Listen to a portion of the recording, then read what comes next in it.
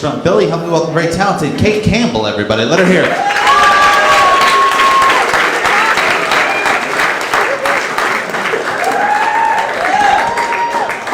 Hey, how's it going, everybody?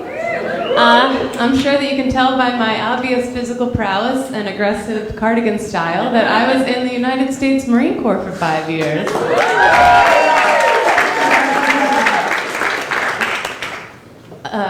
Your country is safe with me, it's clear. Apparently, their standards for entry are about the same as my beehole on a Saturday night after a few glasses of red.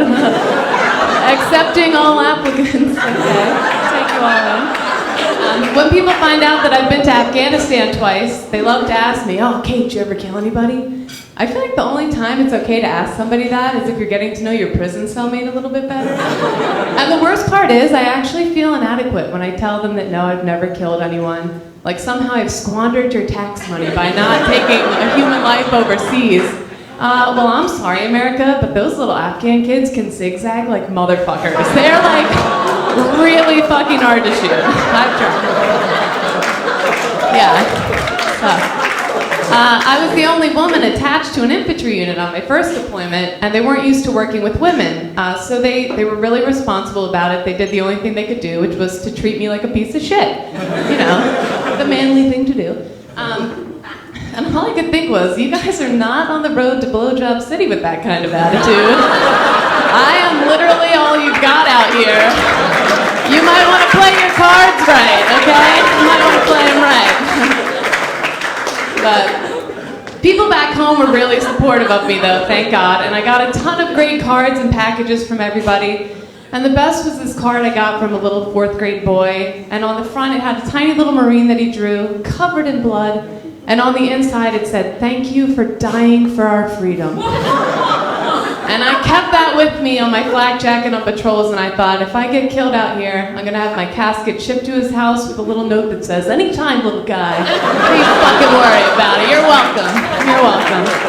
No problem.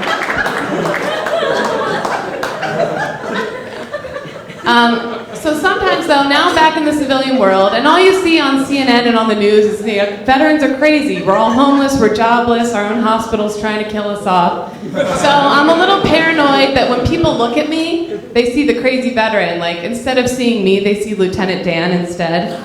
So my boss will be like, "Hey, Kate, we need those files by noon." And I'm like, "Oh, pardon me while I pull the shrimping boat around, you fucking bitch." So I have a chip on my shoulder. Chip on my shoulder. So I'm too veteran sometimes, so I gotta play it cool. I don't want to be too veteran. So sometimes I'll get dressed for work, and if I'm like, "Oh, you're wearing a little too much red, white, and blue, too patriotic, you better change," people think you're being too veteran. Or if I'm walking down the street and a car backfires and I jump because it sounds like a gun to me, and I look at my friends and be like, "I hope they didn't see that. That was a little too veteran, a little crazy." Or sometimes I'm curled up in a little ball in the back of my Chevy Caprice, aiming it at people through the taillight, and I'm like, "Kate, too fucking veteran. Tone that shit down a little bit."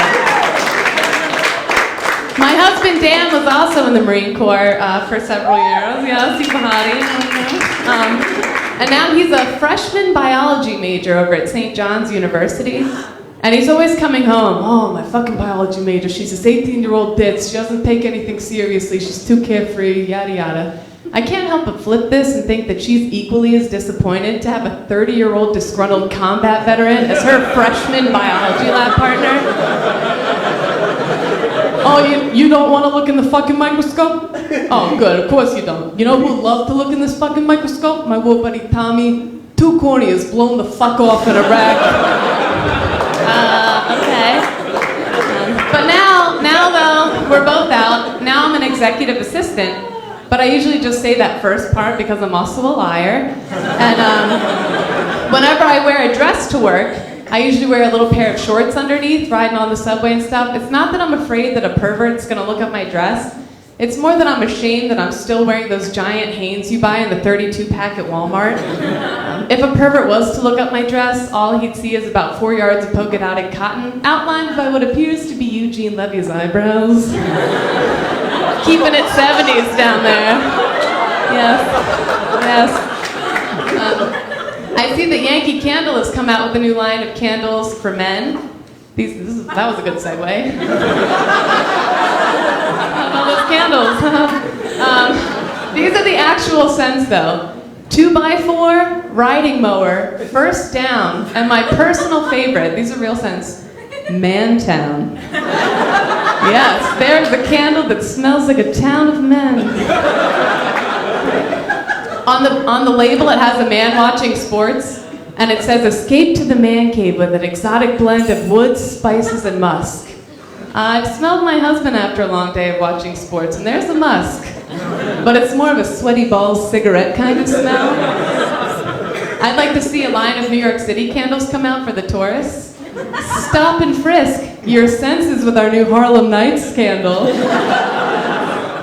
Big math test tomorrow, try our Chinatown luminary. Shit, I'm sorry.